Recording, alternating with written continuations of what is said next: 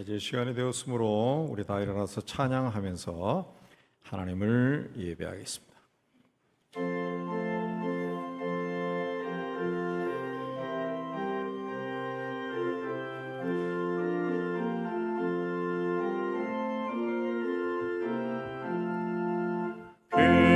피난처에 있으니 환난을 당한 자 이리 오라.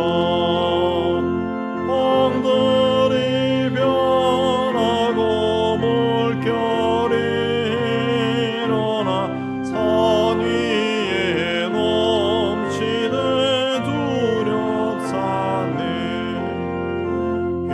이방이 떠들고 나라들 모여서 진동하나.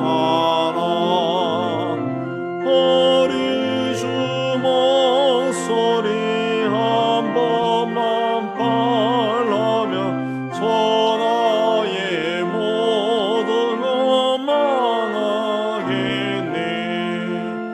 만유주 하나님 우리를 놓으니 한란처여. 세상의 난리를 고치게 하시니 세상의 상검이 쓸데없네.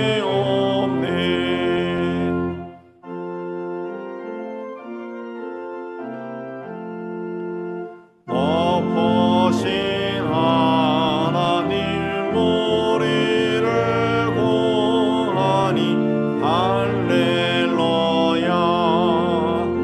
괴로움이 심하고 혼란이 극하나 피난처 되시는 주 하나님.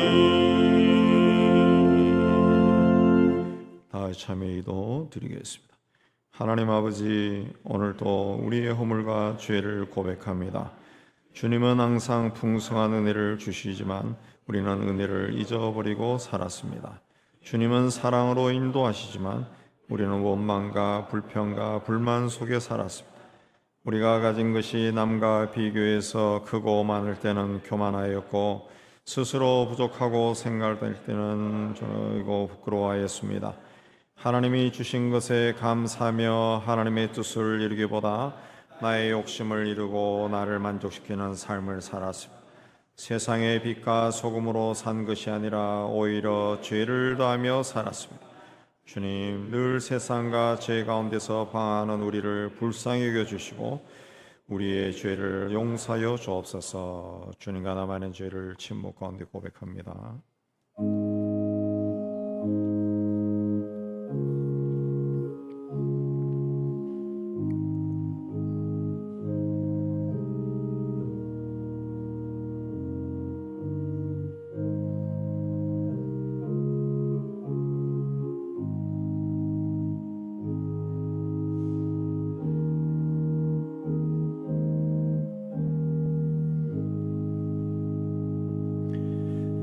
그러므로 한 사람으로 말미암아 죄가 세상에 들어오고 죄로 말미암아 사망이 들어왔나니 이와 같이 모든 사람이 죄를 지었으므로 사망이 모든 사람에게 이르렀느니라. 아멘. 말씀 의지해서 주께서 우리의 모든 죄를 사하여 주셨음을 선언합니다. 아멘. 신앙 고백하겠습니다. 전능하사 천지를 만드신 하나님 아버지를 내가 믿사오며 그 외아들 우리 주 예수 그리스도를 믿사오니 이는 성령으로 잉태하사 동정녀 마리아에게 나시고 본디오 빌라도에게 고난을 받으사 십자가에 못 박혀 죽으시고 장사한 지 사흘 만에 제가 사니라. 하늘에 오르사 전능하신 하나님 우편에 앉아 들으시고 저녁서 전자와 죽은 자를 심판하러 오시리라. 성령을 믿사오며 거룩한 공예와 성도와 서려트는 것과 죄를 사하여 주시는 것과 몸에 다해 사는 것과 영원히 사는 것을 믿사옵나이다. 아멘. 우리 자리에 앉아서 50장 찬송합니다.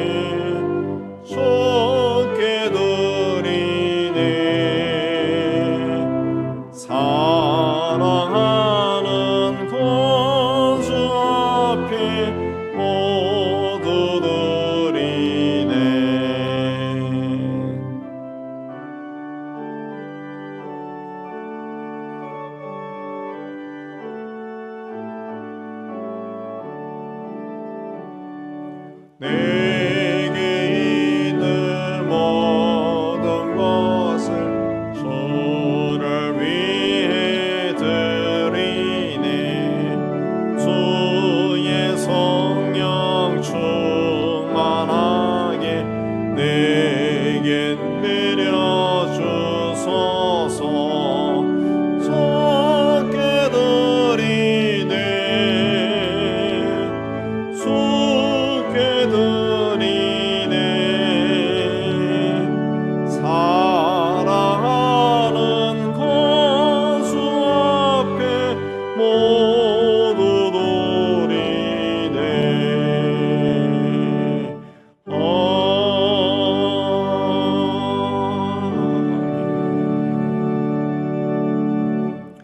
하나님 아버지, 저희를 예수 안에서 불러주시고 하나님의 자녀로 삼아주시고 하나님의 은총 가운데 살게 해주시는 데 감사합니다. 우리가 살고 있는 이 시대가 매우 혼란스럽고 흉흉한 소식이 들려온다 할지라도 우리를 위해 십자가에 죽으신 주님, 죽음을 이기고 부활하신 주님께서 임마누엘로 우리와 늘 함께 해주시고 우리를 보호하시고 지켜주시는 데 참 감사합니다. 오늘도 하나님의 은혜에 감사하며 하나님을 예배할 때 우리 가운데 충만하게 가신 주께서 우리 예배를 통하여 홀로 영광받아 주시옵소서. 하나님 아버지, 세상에서 흉흉한 소식이 들려온다 할지라도 세상을 창조하신 하나님의 뜻이 이루어져 가고 있음을 저희가 봅니다. 여러 가지 소문과 소식들이 들려올 때마다 주님이 다시 오심의 징조로 바라보고 우리의 삶을 돌아보고 하나님 앞에 더욱 열심 있는 사람들로 세워질 수 있도록 은혜 다해 주시고 세상에서 주님이 주신 빛과 소금으로서의 사명을 잘 감당할 수 있도록 은총을 다하여 주시기를 원합니다. 땅끝까지로 복음을 전하는 선교사님들, 그 지역에 넘쳐나는 미신과 다른 종교의 핍박과 방해 속에서도 복음을 전하여 많은 사람을 구원의 길로 인도하게 하여 주옵시고 척박한 땅에서 예수를 그리스도로 믿은 그 선교지 주민들은 온갖 핍박과 위협 속에서도 자신의 신앙을 끝까지 지킬 수 있도록 은혜 다하여 주시옵소서. 세상 곳곳에서 전쟁과 폭력의 소문이 들려옵니다. 하나님, 그러한 가운데서도 하나님의 뜻이 온전히 이루어지는 것을 저희가 바라봅니다. 그 전쟁과 폭행 가운데 있는 고난한 삶을 살아가는 백성들을 돌아보아 주시고 그들도 사람다운 삶을 살 수 있는 그날이 속히 오게 하여 주시기를 원합니다.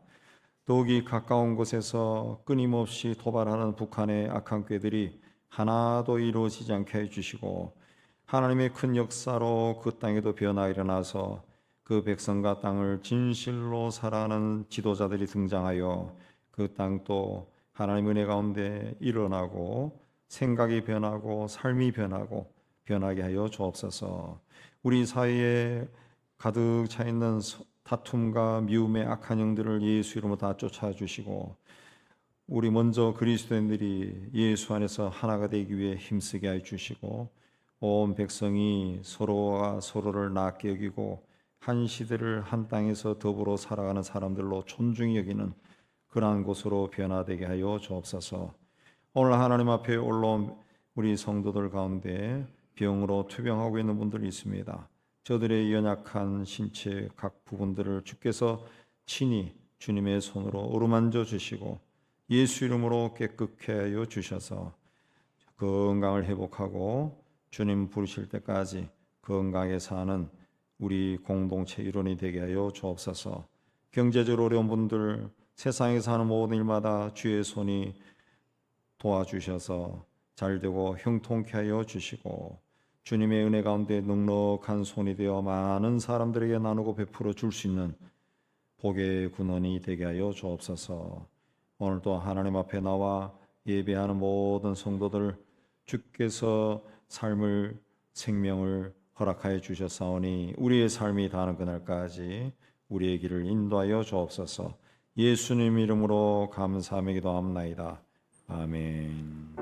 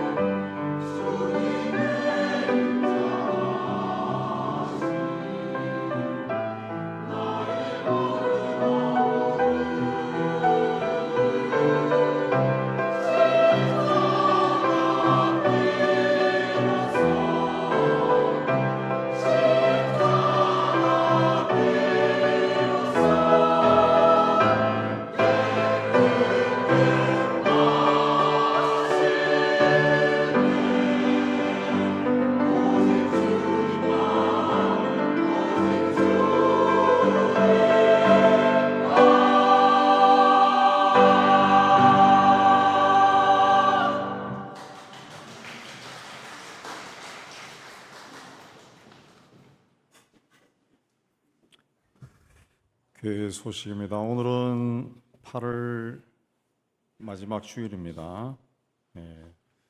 좀 원래는 좀 무더웠는데 그래도 시간이 흘러서 이제는 선선해지는 것 같습니다. 우리 다음 주일은 9월 첫째 주일로 교회 창립 기념 주일이 되겠고요. 그리고 온 가족 예배로 드리게 되겠습니다. 예배 중에 성찬식이 있고 또 주보에 빠뜨렸는데 정기 재직회가 또 2부 예배 끝나고 있게 되겠습니다. 그리고 그 연합 목장을 다음 주 수요일부터 한다 그래도 있는데 요거는 유보입니다. 유보하겠습니다. 그리고 수요 기도회는 다음 주 9월 첫째 주부터 오전에 드리도록 그렇게 하겠습니다. 오전에 있게 되겠습니다. 오늘 식사 후에 우리 당회가 있겠고 당회 후에 비택자 교육 이어서 있게 되겠습니다. 임길래 권사님 부군 되시는 김일곤 집사님 어젯밤 11시에 소천에서 이제 삼성의료원에 있는데 아직 빈소가 차려지지 않았습니다. 장례 일정 나오는 대로 우리 재직들에게 문자로 알려드리도록 그렇게 하겠습니다. 기타 소식 보시고 하나님 은혜 가운데 또 한 주간 교회 생활 잘 하시고 건강히 지내시기 바랍니다. 이제 준비하신 예물 우리 하나님께 드리는 시간 갖도록 하겠습니다.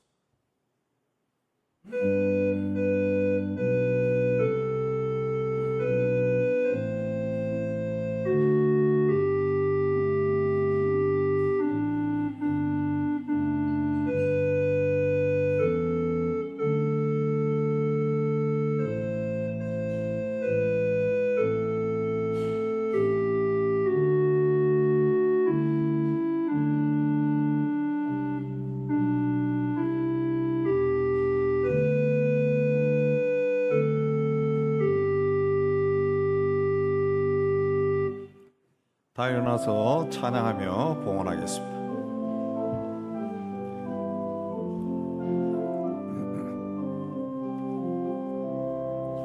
내게 있는 양육가 주께 가져와 그 발 위에 입 맞추고 깨뜨립니다. 나를 위해 험한 산 오르신 예수 걸음마다 크신 사랑 새겨놓았네.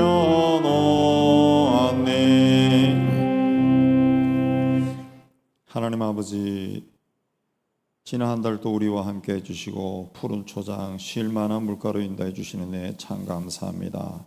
무엇보다 땀 흘려 일할 수 있는 곳을 허락하여 주시고 그 수입의 11조는 하나님의 것임을 고백하는 믿음도 더하여 주시는 데 감사합니다.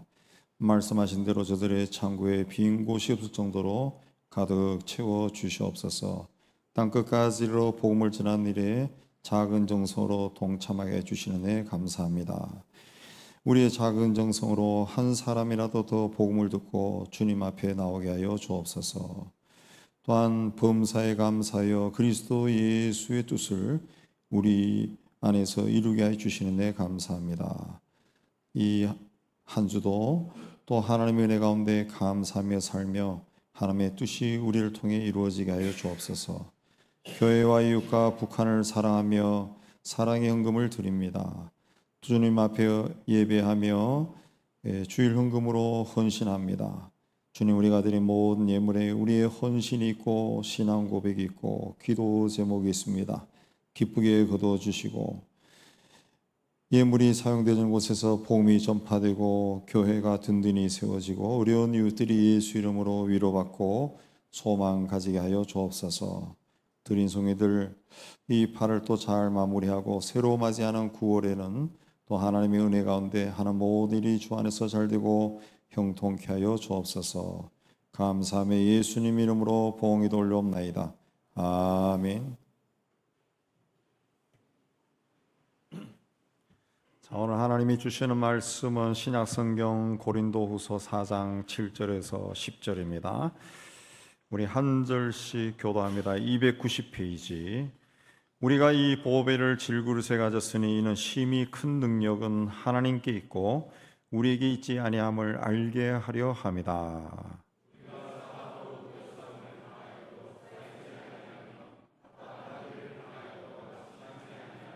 박해를 받아도 버림받지 아니하며 거꾸로 뜨림을 당하여도 망하지 아니하고 우리가 항상 예수의 죽음을 몸에 짊어지면 예수의 생명이 또한 우리 몸에 나타나게 하려 함이라. 아멘. 기도하겠습니다. 하나님 아버지, 이 시간 말씀을 받기를 원합니다. 전하는 종이나 받는 모든 성도들이 이 자리에 임재하신 성령의 교통함 가운데 있는 은혜로운 시간이 되게 하여 주옵소서. 함께 말씀을 받고 깨달은 것은 우리 삶 속에 실천하여 하나님의 뜻이 우리를 통해 이루어지게 하여 주옵소서. 예수님 이름으로 기도하옵나이다. 아멘. 7절에 우리가 이 보배를 질그릇에 가졌다 그랬습니다. 이 보배를 질그릇에 가졌다. 질그릇은 우리를 이야기하죠. 우리 안에 질그릇 보배가 있다 그 말입니다. 질그릇은 그 흙으로 만든 그릇입니다. 그래서 좀 값어치가 나가지 않죠. 잘 깨지고 흠도 잘 나고 또 금도 잘 갑니다. 그런데 여기서 이 바울이 이야기할 때 그 질그릇은 제사장이 성전에서 희생 제물을 드릴 때 제물을 그 담아서 드리던 그릇인데 그 한 번 하고 난 다음에는 이게 부정해졌다 해서 그 그릇을 버렸다는 거예요. 그만큼 좀 하찮게 취급되던 그런 그릇이 이 질그릇입니다. 질그릇. 근데 하나님은 사람을 흙으로 만드셨다. 이사야는 하나님과 우리 인간의 관계를 토기장이와 진흙의 관계로 그 비유를 했습니다. 흙으로 만들어진 존재다.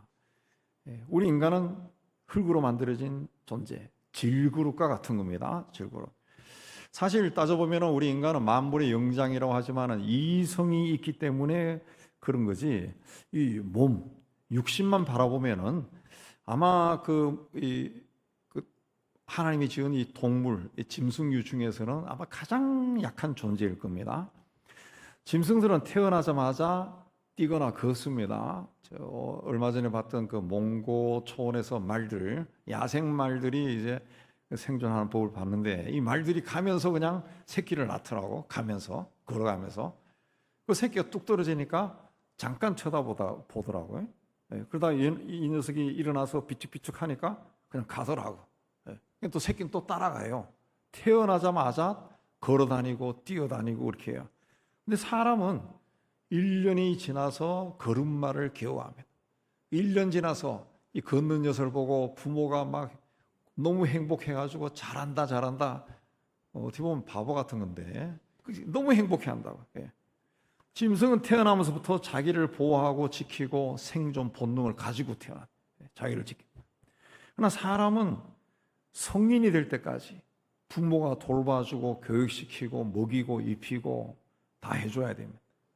인간의 뇌는 우주를 집어넣을 정도로 그 용량이 엄청난데 뇌 신경 하나만 손상을 입어도 몸이 마비가 되어버려요. 몸이 3, 4분만 숨을 쉬지 않아도 뇌사가 되어버립니다. 뇌가 죽어버려요.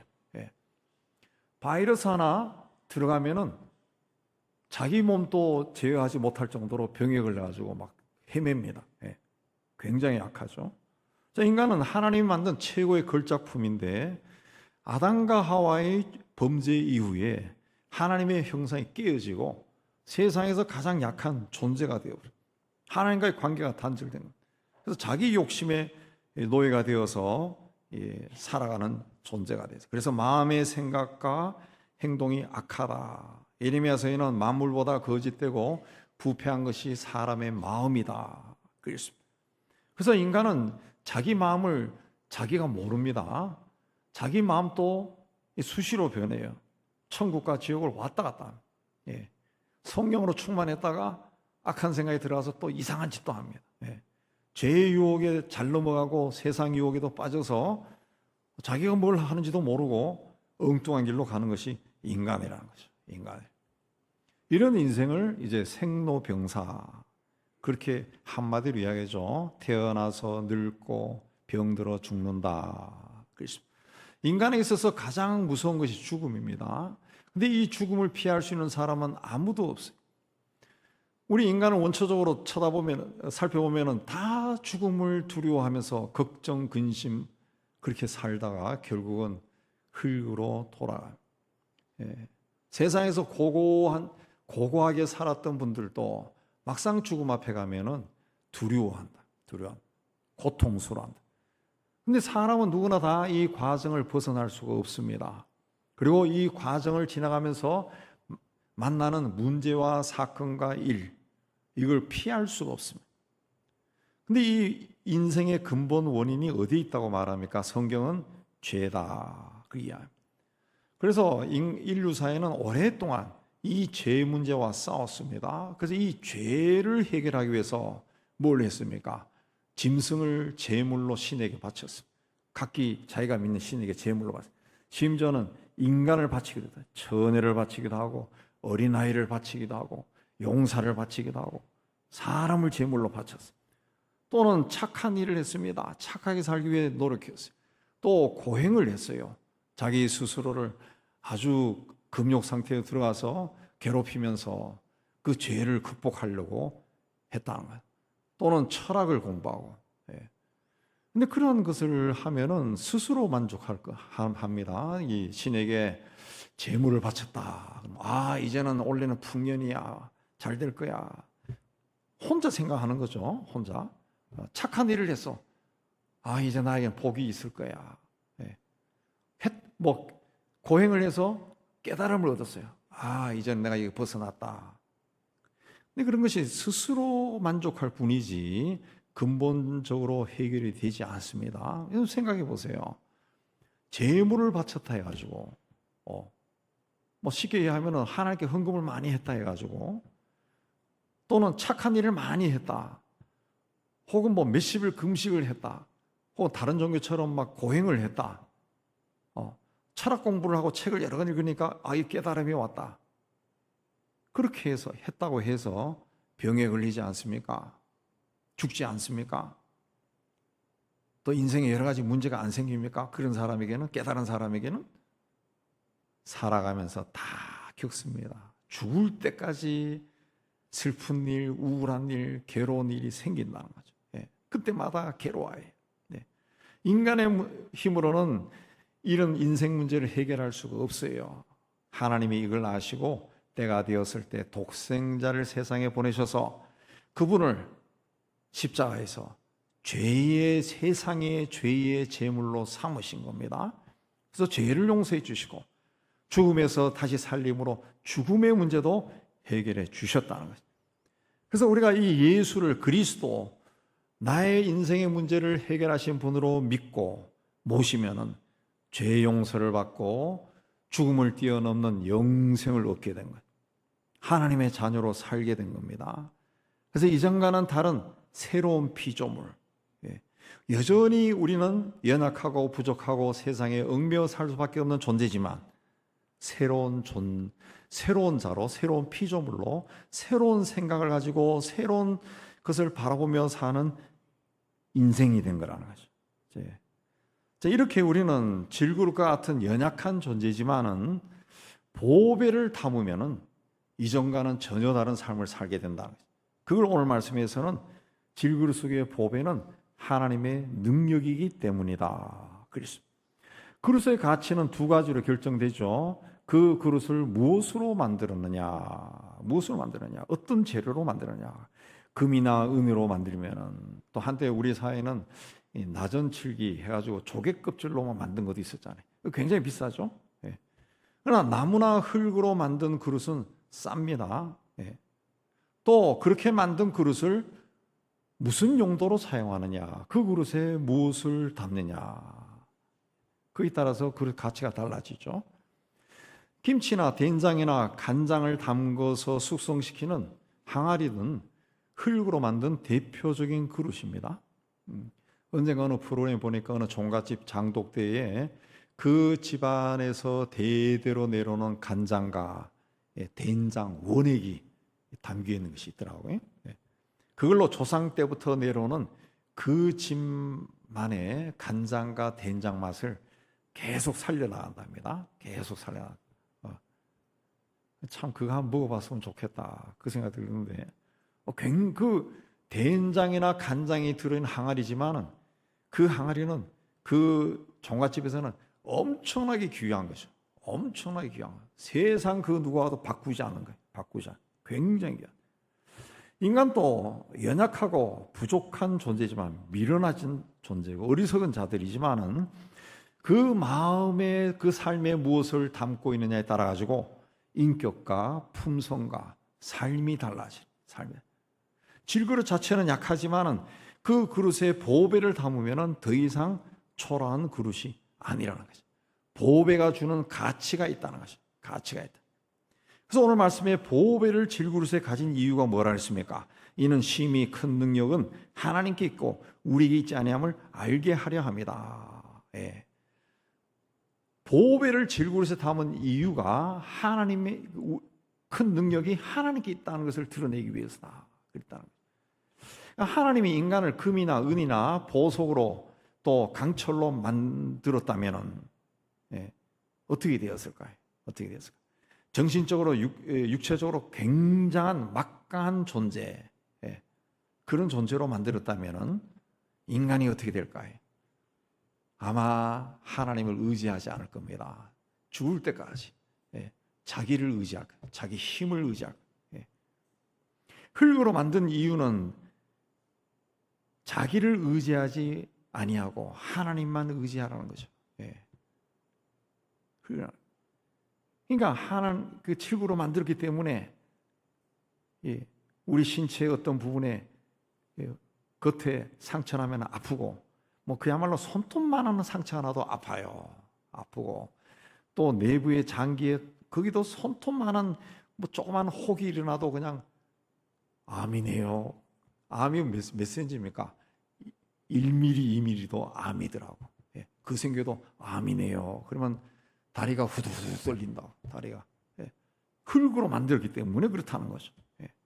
그렇게 흙으로 만들었어도 불구하고 인간이 어떻습니까? 그 근본적으로 가지고 있는 것이 악해서 사람들을 속여서 재산을 뺏고, 뭐 사람을 명예를 훼손하고 말도 막 함부로 하고 전쟁을 일으켜서 사람을 짐승처럼 죽이고 세상을 다 부셔버리고 파괴하고 각종 무기를 만들고 난리입니다. 난리.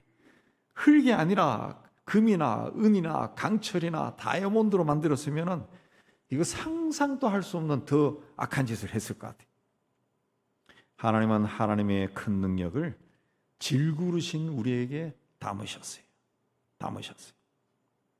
그래서 예수 믿는 사람도 병에 걸립니다. 사업에 실패합니다. 교회 열심히 다니고 신앙생활해도 환난을 맞이합니다. 고난 속에 처하고 슬픈 일을 만납니다. 괴로운 인생을 살아갑니다. 우리가 다 흙으로 만든 질그릇이기 때문에 그래요. 그러나 우리에게는 불신자들하고는 다른 것이 있다는 거죠. 그들에게는 보배가 없지만 우리에게는 있습니다. 그들에게는 하나님이 없지만 우리에게는 있어요. 그들은 복음을 듣지 못했지만 우리는 복음을 듣고 하나님의 자녀가 되었어요. 우리에게는 믿음이 있습니다. 그래서 우리는 그들과 다른 거예요. 인간이 아무리 권력과 명예가 있어도 그것이 우리를 아름답게 하지 않습니다. 부귀와 명예 한순간입니다. 나는 새도 떨어뜨릴 권세를 가진 사람들도 세월이 흐르자 하나 둘 세상을 떠나갔어요. 인간이 가진 것은 영원하지 않습니다. 예수를 그리스도로 믿는 우리에게 하나님이 보배로 큰 능력이 되어서 머문다 그랬습니다. 그래서 베드로와 요한이 예루살렘 성전 미문으로 들어갈 때 안전뱅이가 국을 하니까 은과 금은 내게 없지만 내게 있는 이것을 내게 주노니 나사렛 예수 그리스도의 이름으로 걸어라 일어나 걸어라 그랬습니다. 그래서 그의 오른손을 잡아 일으키니까 발과 발목이 힘을 얻어서 그 사람이 일어나서 뛰기도 하고 걷기도 하고 하나님을 찬송했다 그랬습니다. 사울은 이전에 예수를 믿는 사람들을 핍박하는 핍박자였지만은 다메섹으로 가는 길에 부활하신 예수를 만나고 사람이 변했어요. 그래서 이방인들에게 복음을 전하는 자로 살았어요. 그가 자기 삶 속에 주님을 모시니까 큰 능력을 가진 주님께서 그에게 능력으로 역사한 거예요. 바울은 로마 시민권을 가진 사람이었고 당대 가장 유명한 가말리엘 선생 문화에서 공부한 엘리트입니다. 옛날이나 지금이나 그런 분 밑에서 공부하려고 그러면 돈도 많아야 됐을 거예요. 똑똑해야 됐을 겁니다. 그러나 그의 가문과 학문이 그를 존귀하게 만든 것이 아니라 그가 영접한 예수 그리스도가 그를 존귀한 자리에 서게 했습니다. 우리가 존귀한 존재가 되는 것은 세상의 부귀나 명예를 가졌기 때문이 아닙니다. 보배이신 주님께서 질그릇 같은 나의 삶 속에 들어오셨기 때문에 그렇습니다. 나와 함께 하시는 주님이 내 삶의 능력이고 힘의 근원이 된 거예요. 나는 여전히 질그릇처럼 부족하고 연약한 존재지만 주님께서, 내 안에 계신 주님께서 큰 능력으로 임재해 계시기 때문에 내가 사는 겁니다.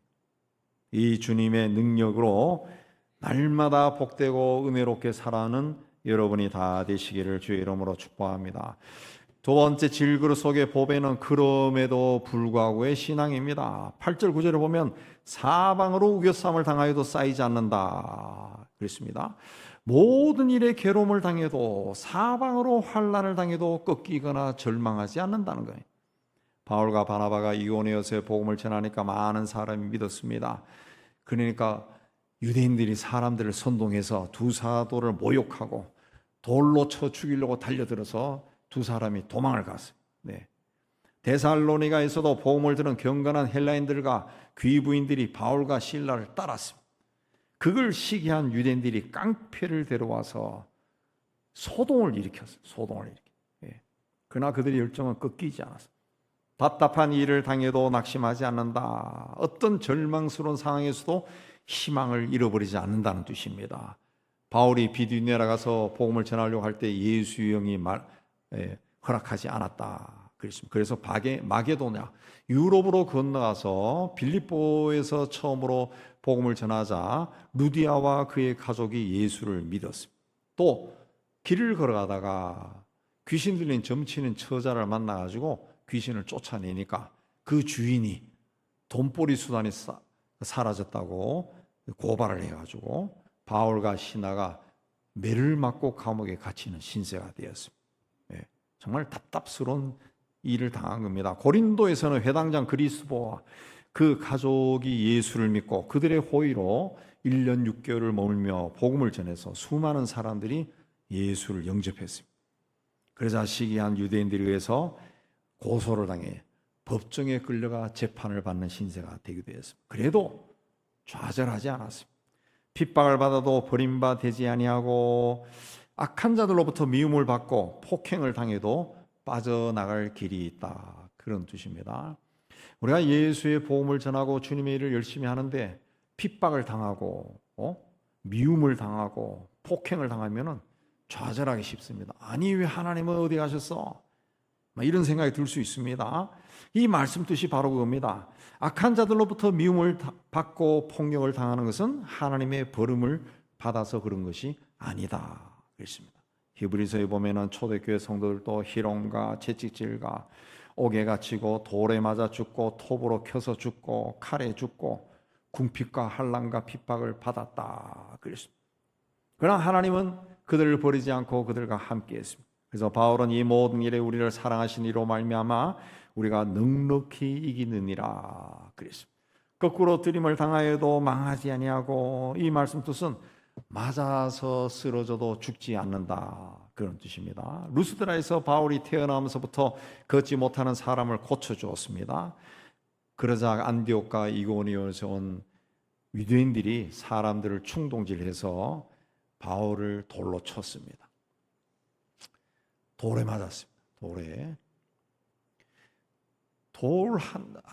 우리 어렸을 때 무식하게 옛날에는 가지고 노는 장난감이 없어가지고 윗동네 아랫동네 돌싸움이 했다고. 돌싸움. 정말 무식한 시대입니다.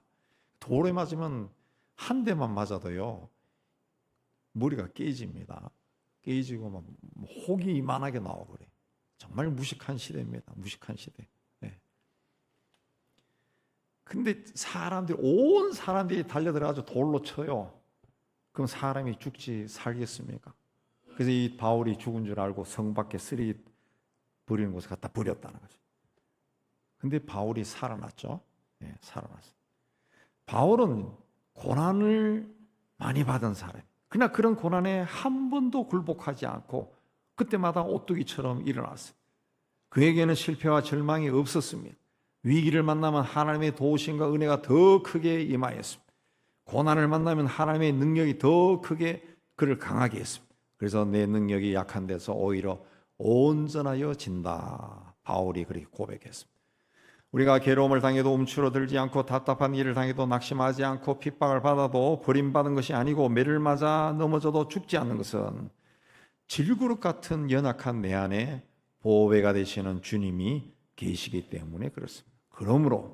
그럼에도 불구하고 낭망하지 않고 꺾이지 않고 좌절하지 않고 포기하지 않고 다시 일어나고 또 일어나고 앞을 향해 가는 겁니다. 우리가 그럼에도 불구하고 신앙을 가지게 되면은 우리가 물 가운데로 지나갈 때 하나님이 물에 빠지지 않게 해 주시고 불 가운데로 지나갈 때는 불꽃이 우리를 사르지 못하게 해 주실 겁니다. 인생 살아가면서 이런저런 일 나는 물론이고 다른 사람들도 다 겪는 일입니다. 어떤 상황에 처한다 할지라도 주님이 임마누엘로 나와 함께 하시고 나를 보호하시고 지켜주시고 나를 인도하신다는 것을 믿고 그럼에도 불구하고 또 일어나고 또 일어나서 앞으로 향해 달려가는 여러분이 다 되시기를 주의 이름으로 축복합니다. 세 번째 질그릇 속의 보배는 예수의 생명이다. 그렇습니다. 하나님이 땅의 흙으로 사람을 지으시고 생기를 그 코에 불어넣으시니 사람이 생명이 되었다. 그랬습니다. 네, 생명이 됐다. 영을 가진 존재가 되었다. 흙으로 하나님이 사람을 만드시고 코에 생명을 불어넣었습니다. 그러니까 흙으로 지음받은 인간은 그 자체적으로는 굉장히 연약하지만은 생명과 영을 가진 존귀한 존재라는 거죠. 근데 아담의 범죄로 이 생명을 잃어버렸어요. 그래서 죄와 사망의 지배를 받는 인생을 살게 된 겁니다. 그래서 하나님이 범죄한 인간에게 너는 흙이니 흙으로 돌아갈 것이다. 그랬습니다. 땀 흘려 수고하다가 때가 되면 흙으로 돌아가라. 그랬습니다.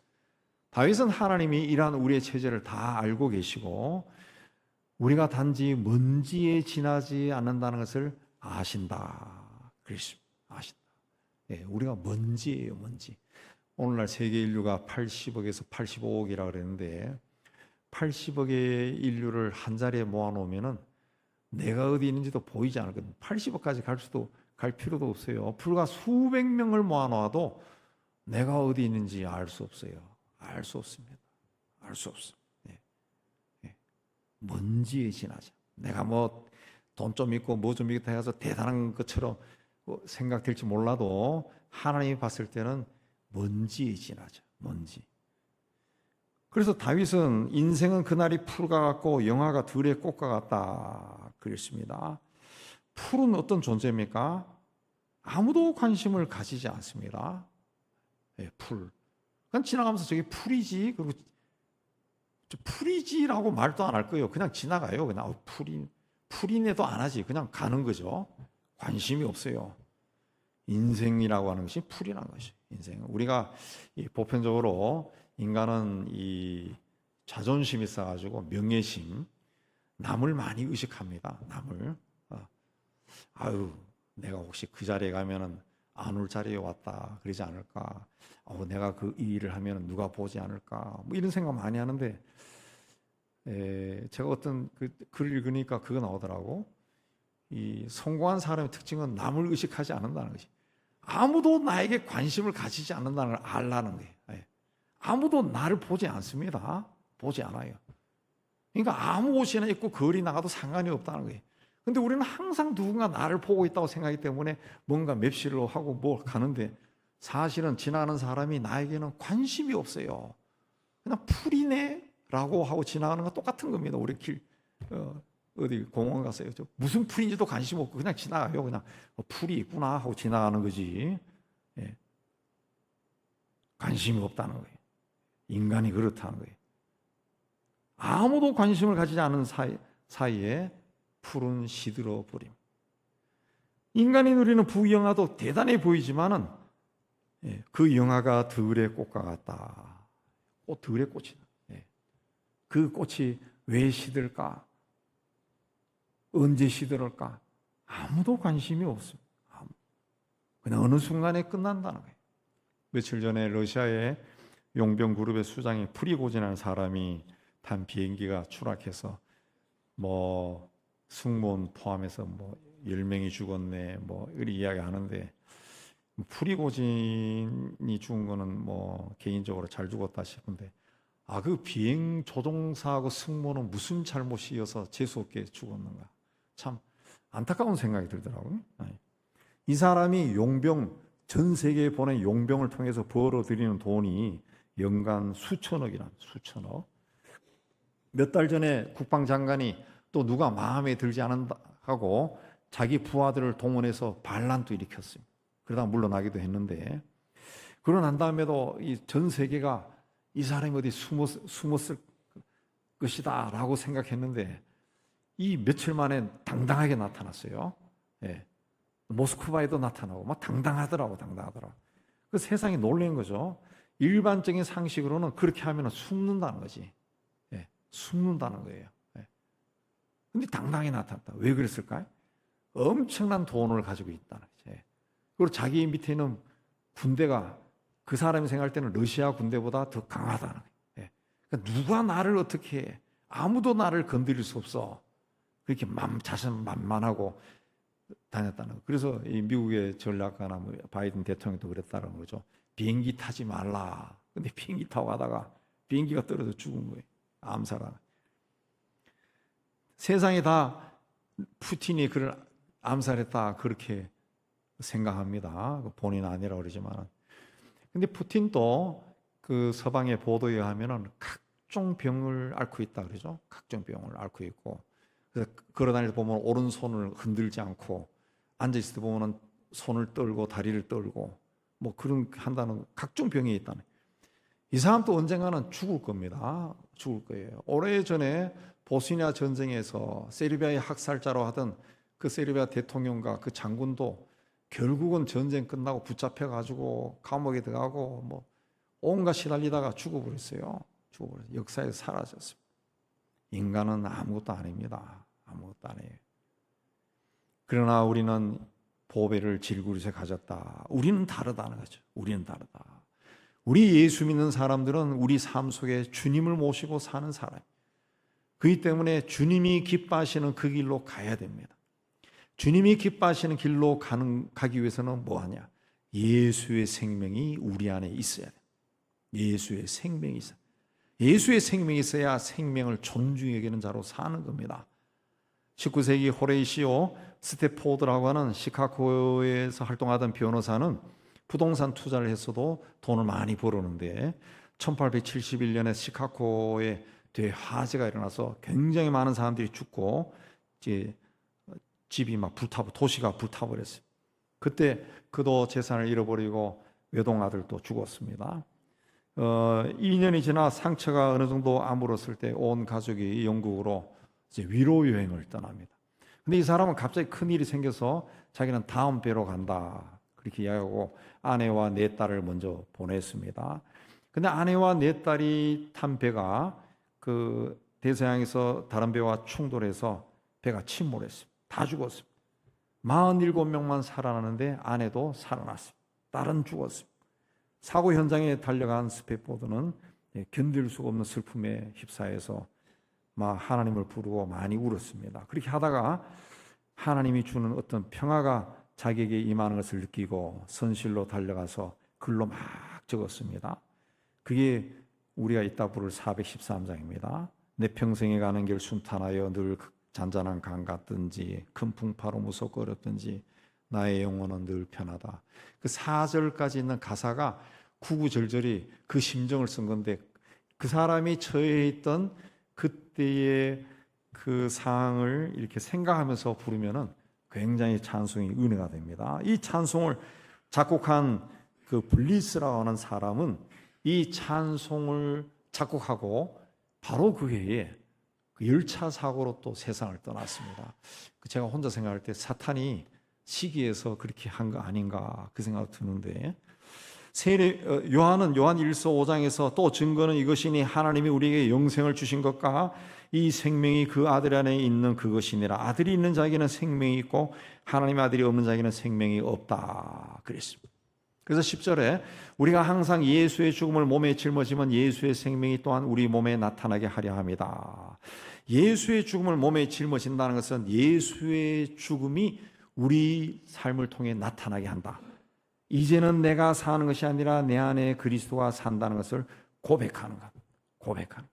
이제는 내가 세상의 슬픔과 고통에 사로잡혀 사는 것이 아니라 내 안에 계신 예수의 생명으로 산다는 뜻입니다. 그러므로 분노하고 원망하고 비난하고 판단하고 복수하는 삶이 아니라 사랑하고 용서하고 품어주고 안아주고 세워주는 그러한 삶을 산다는 거예요. 죽음의 영에 지배당한 삶이 아니라 생명을 주시는 예수의 영으로 충만한 삶을 사는 겁니다. 그렇게 사는 것이 우리 안에 있는 예수의 생명을 세상에 드러내는 것이다 그랬습니다. 질그릇 속에 있는 보배는 하나님의 능력입니다. 그럼에도 불구하고 예수의 생명입니다. 우리는 연약하고 깨어지기 쉬운 질그릇과 같은 존재입니다. 그러나 우리 삶 속에 보배이신 주님이 들어와 계십니다. 이분이 세상 끝날까지 우리와 함께 하신다고 했습니다.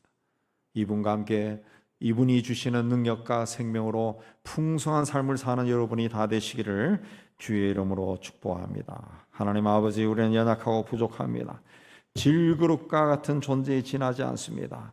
인생 자체가 피곤하고 슬프고 괴롭습니다. 그러나 보배이신 주님께서 우리 삶 속에 들어와 계심을 저희가 믿습니다. 이제는 주님과 동행하며 능력 있는 삶을 살게 해주시고 예수의 영으로 충만케 해주옵시고 어떤 일을 당해도 좌절하지 않고 다 그럼에도 불구하고 일어나는 믿음의 삶을 살게 하여 주옵소서. 예수님 이름으로 기도하옵나이다. 아멘. 우리 413장 찬송합시다.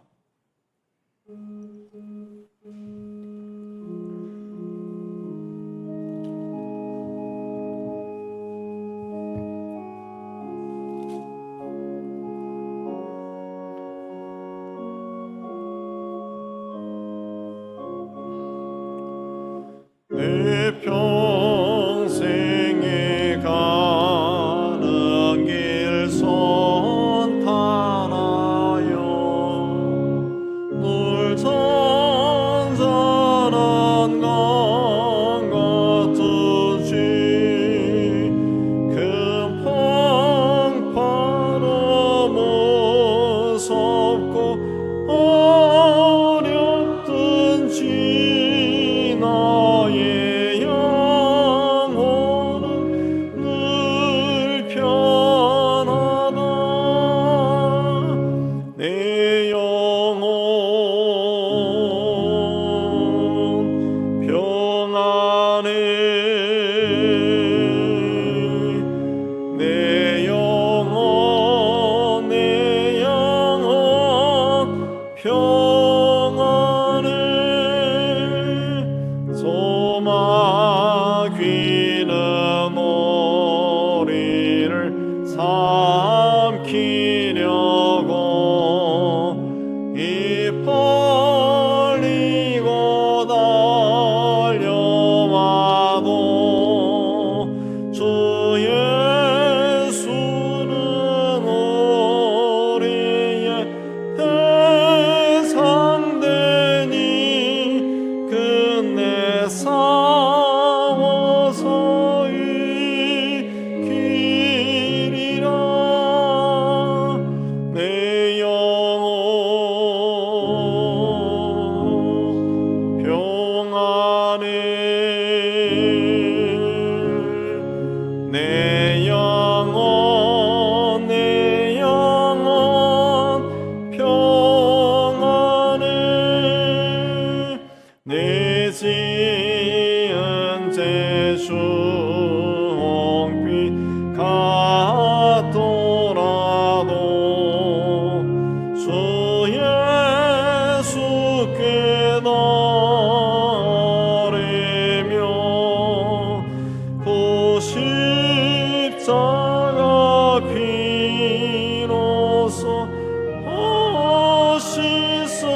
주께서 이 눈보다 더 정하리라.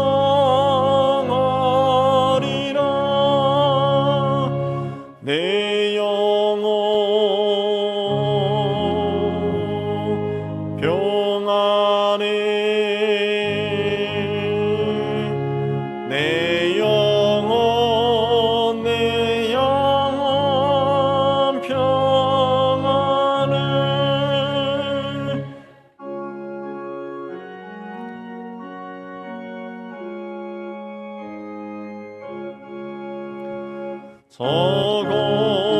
서공중에 구름이 일어나며 그 나팔이 울릴 때에 주 오셔서 세상을 심판해도 나의 영혼은 겁없으리. 내 영혼 평안해. 내 영혼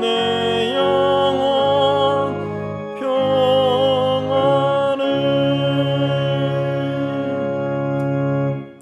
이제 우리 예배당 떠나기 전에 말씀을 생각하고 하나님께 한번 헌신하는 기도하겠습니다. 하나님 아버지, 오늘도 이것을 인도해 주시고 예배로 영광 돌리게 해주시고 또 말씀을 받게 해주신 데 감사합니다. 참으로 주신 말씀처럼 질그릇처럼 연약한 존재로 세상 속에 살며 깨어지기 쉽고 금이 가기 쉽고 상처 입기 쉽지만 주님이 우리와 함께 하심으로 우리가 능력 가운데 살고 있다는 것을 믿음의 눈으로 바라보고 늘 감사하며 하나님이 기뻐하시는 그 일로 걸어가는 저희가 다 될 수 있도록 은혜 다하여 주시옵소서. 다시 세상 속으로 들어갑니다. 우리 하나님 우리와 함께 해주시고 어떤 일을 만나도 우리 안에 예수의 생명이 있다는 것을 믿고 그럼에도 불구하고 다시 일어나 앞을 향해 나아가는 저희가 다 되게 하여 주옵소서. 예수님 이름으로 기도합나이다. 아멘. 우리 세상을 향해 희망을 선포합니다. 시작. 하나님의 희망을 보리라.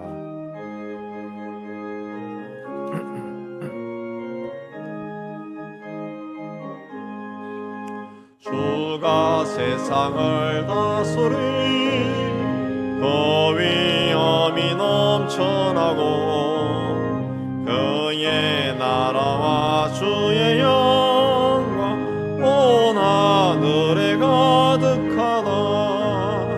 저 흉악한 마귀의 머리 다 멸망케 하시는 주, 이 찬양을 주께 드리니 큰 영광을 받으소서. 주가 권능의 손으로서 이 세상을 창조하니 그의 놀라운 창조 솜씨 만 백성이 경탄하니 저 하늘의 별들도 모두 주 영광을 나타내어 늘 돌보아 주시는 주께 큰 영광을 돌립니다.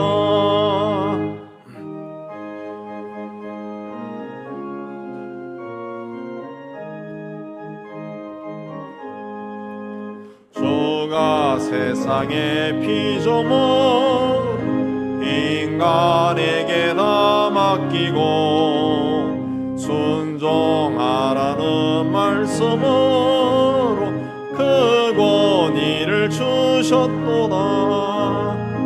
온 땅 위에 주님의 위엄 널 넘치며 가득하니 그 나라와 주님의 영광 온 천하에 찬란하다.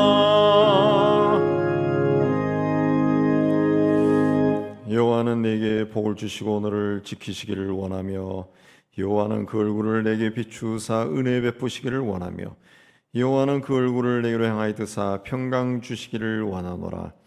이제는 우리 주 예수 그리스도의 은혜와 하나님 아버지의 사랑하심과 성령의 교통하심이 주의 몸된 교회와 세상 소로 흩어지는 하나님의 자녀들 위해 이제부터 영원까지 함께 있을지어다. 아멘.